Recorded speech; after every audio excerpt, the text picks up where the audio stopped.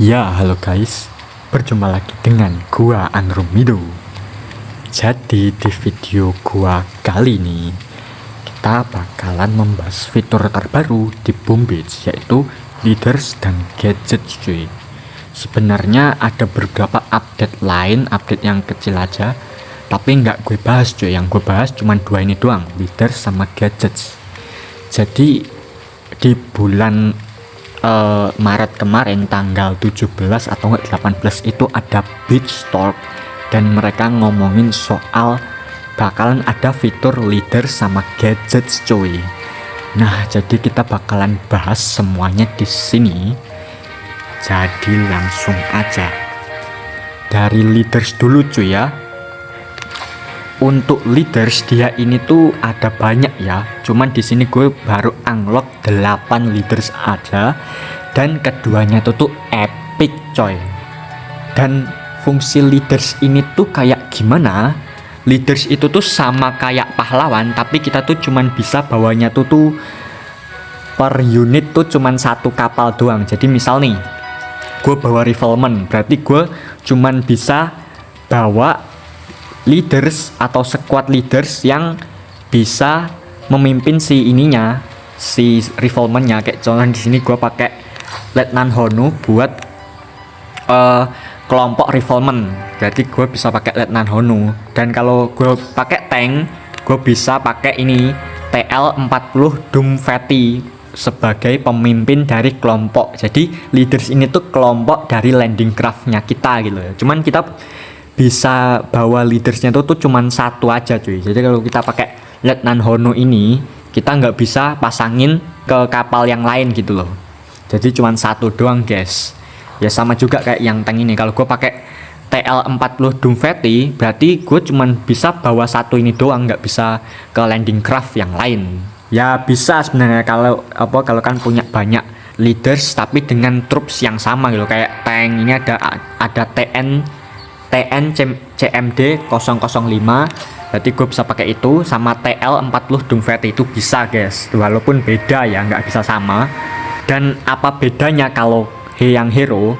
Kalau leaders itu tuh dia ini punya ini coy, punya kayak talents, sedangkan hero yang ada di sini itu tuh nggak punya talents, cuman punyanya itu hero perk ataupun skill pasif dari hero tersebut gitu loh. Kayak Dr. Kava nih, dia bisa nge-heal troops dan bisa mengurangi damage yang diterima gitu loh, kayak 8,6% kayak gitu cuy skill pasifnya.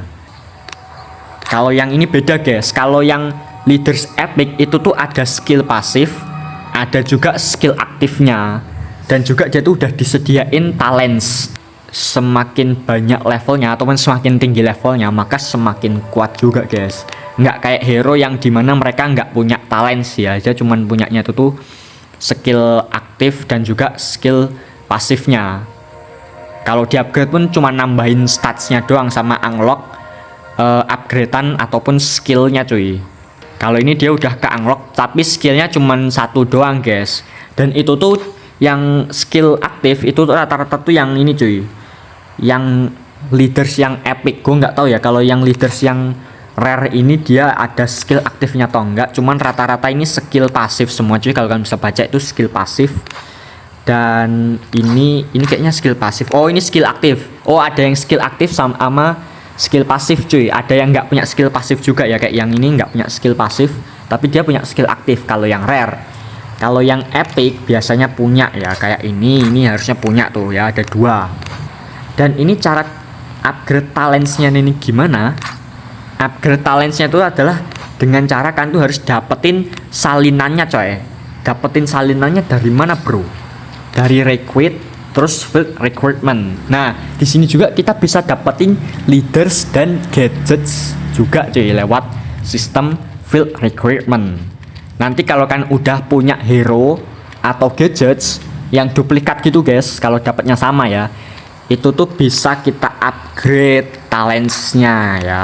Kalau yang skill ini nggak perlu salinannya guys, kan tuh cuman butuh ini nih, field manual untuk upgrade skill pasifnya sama skill aktifnya. Dan nanti kalau levelnya udah tinggi kan tuh butuh namanya action report untuk unlock ke level tinggi dari skill leaders tersebut gitu loh ya. Kalau udah level tinggi itu tuh butuh namanya action report. Kalian bisa baca tuh ya, action report are used to unlock the highest level of leader abilities. Jadi dia tuh fungsinya buat membuka level tertinggi dari skill ataupun ability leadernya gitu loh ya. Dan kalau kalian lihat tadi itu ada kayak keycards, terus card piece, field manual, sama action report. Itu tuh dapetinnya dari mana bro? Kalau buat kalian yang baru unlock fitur ini, biasanya tuh ada kayak event. Itu kan tuh harus kayak login 7 hari, sama kayak tugas misi gitu guys. Kayak sehari itu kan tuh harus nyerang 2 kali cuy, harus nyerang 2 kali sampai 7 hari itu kan tuh bakalan dapat ini nih, dapat leaders yang ini cuy. Ini tuh sebenarnya leaders yang kalian dapetin buat awal-awal unlock fitur leaders sama gadgets ini ya. Jadi kan bakalan dapat itu, sama kan tuh bisa dapetin banyak banget keycards sama action field manual sama action report cuy ya. Kan bisa dapetin banyak banget di situ, cuman action reportnya cuman satu aja yang gratis. Atau kan tuh bisa beli dari black market cuy.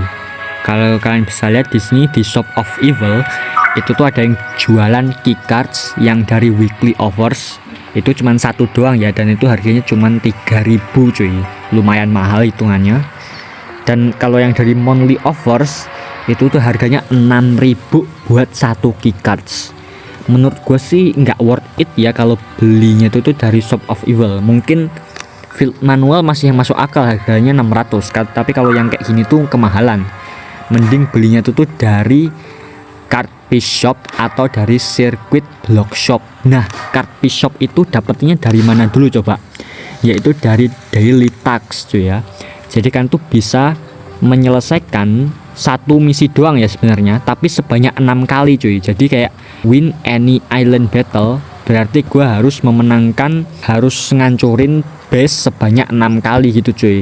Atau upgrade buildings, berarti gua harus meningkatkan bangunannya sebanyak 6 kali. Cuman itu kalian tuh bisa milih cuy. Kalau yang paling mudah sih yang win any island battle ya, itu tuh yang paling mudah banget. Kalau dilakuin setiap hari 6 kali juga bisa coy. Jadi kan tuh setiap hari bakalan dapat 100 card piece. Berarti kalau sebulan kan dapat 3.000 card piece. Berarti kan di hari ke-20 kan tuh bisa beli yang keycards yang 10 ini cuy, yang harganya 2.000 card piece. Dan yang circuit block shop ini juga dapetinnya dari mana bro?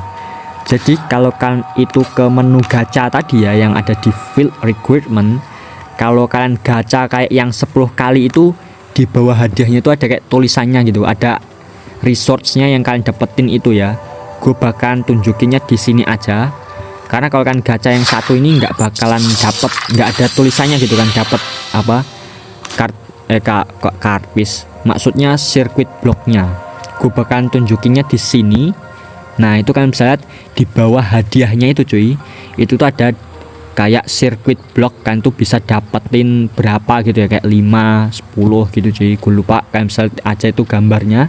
Dan kalau semakin tinggi RT-nya, maka semakin banyak juga cuy circuit block yang bisa kalian dapetin. Dan circuit block itu nanti kan tuh bisa buat beli keycard lagi cuy, atau enggak field manual atau action report, terserah. Dan juga dari sonar ops juga itu kan ngasih sonar ini ya, apa tuh yang ngasih token ini, sonar coin ya. Sonar coin itu bisa buat kalian tuh beli card piece juga, atau action report atau field manual juga bisa. Nah itu tadi yang untuk leaders dan juga resource-nya cuy.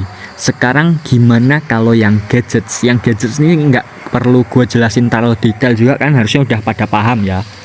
Pokoknya bukan ini, pokoknya gadgets ini tuh supaya defense kalian itu semakin kuat ya. Kayak di sini kita punya 5 jenis gadgets cuy, mulai dari boots, defensive, combative, survivability, dan extra ability cuy. Kayak yang boots ini contoh, increase building resource production by 15%. Berarti dia tuh kayak patung hijau gitu guys, bisa meningkatkan produksi resource-nya tuh sebanyak 50%. Atau yang crystal booster ini dia tuh kayak Kalau yang ini dia tuh perlu ini ya, patung biru ya. Kalau nggak ada patung birunya ini nggak bakal ke applied guys. Kayak ini, increase statue bonuses applied to this building by 15%. Jadi kalau kalian punya patung damage gitu ya, itu tuh bakalan ke applied ke bangunannya yang dipasangin crystal booster. Itu kayak gitu guys. Itu kalau yang boots. Kalau yang defensif, namanya juga defensif ya, jelas ini buat defense cuy. Tapi ini buat mendefense untuk serangan tertentu cuy. Misalkan tuh ditembakin shock bomb di shock launcher kalian, itu kan tuh bisa pasangin lightning rod cuy, buat mengurangi durasi dari shock bombnya kayak gitu. Kalau yang defensif, yang hitternya juga sama ya. Kalau yang hitter ini mengurangi durasi dari efek freeze ataupun efeknya slowdownnya sebanyak 50% kalau kalian itu diserang sama cryoner. Kalau yang combative ini lebih ke penyerangan ya. Kalau yang combative ini kayak contoh radar detection, itu tuh dia tuh bisa mentarget troops yang ada di smoke cuy. Jadi yang ada di smoke itu bisa ditargetin guys. Nah ini juga lumayan nih kalau base kalian tuh diserangin sama warrior smoke, cuman damage-nya dikurangin cuy sebanyak 90%. Jadi nggak sakit ya, nggak terlalu kerasa damage-nya kalau dia mentarget troops yang ada di daerah smoke ya. Kalau yang di luar smoke damage-nya tetap normal cuy. Atau enggak yang selective targeting ini, dia tuh mentarget troops yang lemah yang ada di jaraknya cuy, dan juga bisa meningkatkan attack speednya sebanyak 3%. Dan yang survivability ini tuh mirip kayak yang defensif, cuman ini supaya defense kan tuh semakin tebel cuy, semakin kuat ininya ya. Health pointnya juga kayak makin banyak gitu cuy. Kayak ini energy shield, dia tuh bisa ngasih 2000 shield ke bangunannya. Ini kayak shield generator atau enggak shield charger. Ini dia tuh bisa mengenerate ataupun bikin perisai dengan 30 strength. Ini mungkin maksudnya 30 shield point ya, setiap 0,3 detik cuy. Dan maksimalnya itu tuh 6000 shield point. Dan yang extra ability ini tuh buat apa nih? Buat lebih ke support aja ke defense-nya cuy. Kayak nambahin ability-nya doang, nambah serangannya doang. Kayak contoh Zapper ini mirip sama prototype microwave. Jadi dia ini kayak microwave. Kalau kalian misalnya baca itu bisa ngedil 20 damage setiap 0,2 detik maksudnya, dalam jarak 5 petak cuy. Nah ini mirip sama microwave ya. Kalau kan tuh deketin microwave, itu tuh dia tuh mulai ngedil damage cuy di sekitarnya. Ini juga sama kalau Zapper, cuman ini bisa kita pakaiin ke defense yang lain ya. Dan ini juga kita tuh bisa ini cuy, upgrade levelnya, kayak bisa nambahin health percentage-nya itu berapa persen cuy, buat bangunannya doang, buat bangunan yang ada gadget ini cuy, yang dipasangin gadget ini ya. Dan juga bisa kita rank up cuy. Dan ini cara nge-level up-nya itu tuh kita tuh butuh ini modul ya. Dan dapetin modul itu dari ini cuy, dari scrap.